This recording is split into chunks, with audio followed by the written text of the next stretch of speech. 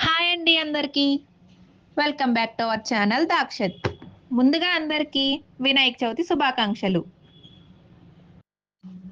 Video కొంచెం లేట్‌గా post చేస్తున్నామండి. అందుకే మీకు ఇప్పుడు వినాయక చవితి శుభాకాంక్షలు చెప్తున్నాము. ఈరోజు మా మేనల్లుడు దాక్షత్ బాబు ఏం చేశాడో తెలుసుకోవాలంటే ముందుగా ఆ వినాయకుని ఆశీర్వాదంతో పాటు మా దాక్షత్ బాబుకి వాళ్ళ తాతగారు పూజ్యశ్రీ రాజారావు గారి దివ్య ఆశీస్సులు అండ్ మీ అందరి ఆశీర్వాదం మా మేనల్లుడికి ఉండాలని నేను మనస్ఫూర్తిగా కోరుకుంటున్నానండి.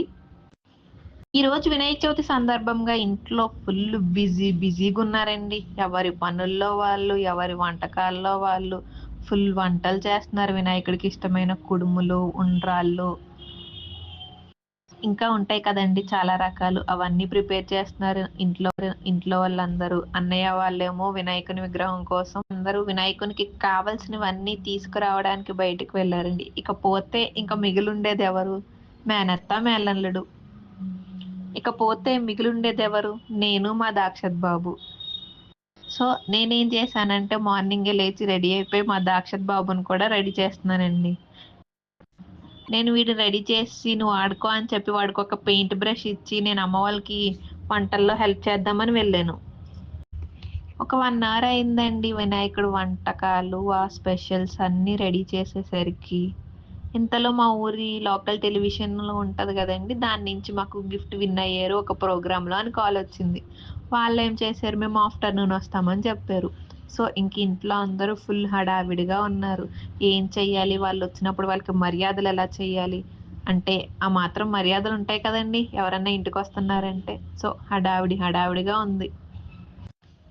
ఇకపోతే మా మేనల్లుడు ఏం చేశారనుకుంటున్నాడు, అందరినీ పిలిచాడండి అంత హడావిడిగా ఉన్న వాళ్ళని. అప్పుడే అనిపించింది నాకు వీడేదో చేసి ఉంటాడు అందుకే అందరినీ అంతలా పిలుస్తున్నాడు అని చెప్పేసి అనుకున్నాను.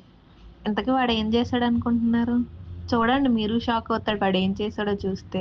వాడు ఆల్రెడీ మేము ఈ వంటలు ఇవి చేస్తూలో బిజీగా ఉంటే వాడు వినాయకుడి బొమ్మ డ్రా చేసి దాన్ని నీట్గా అలంకరించి చక్కగా కూర్చొని మమ్మల్ని రండి పూజ చేసుకుందాం వినాయకుడికి అని చెప్పాడండి.